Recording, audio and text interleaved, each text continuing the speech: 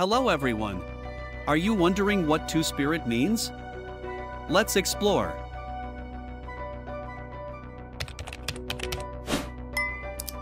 Two-Spirit is a modern, pan-Indigenous North American term that describes a person who embodies both masculine and feminine qualities or who holds a unique, often spiritual, role within their community that goes beyond traditional gender roles.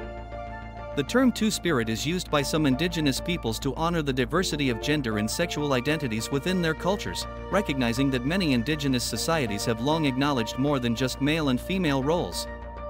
Two-Spirit individuals may have a deep connection to their cultural and spiritual heritage, and the term is both a gender and a spiritual identity. In essence, being Two-Spirit is about embodying a blend of gender traits and holding a respected place within Indigenous communities that transcends binary gender distinctions. Please like the video and leave a comment to support my job. Thank you for watching and see you later. Goodbye.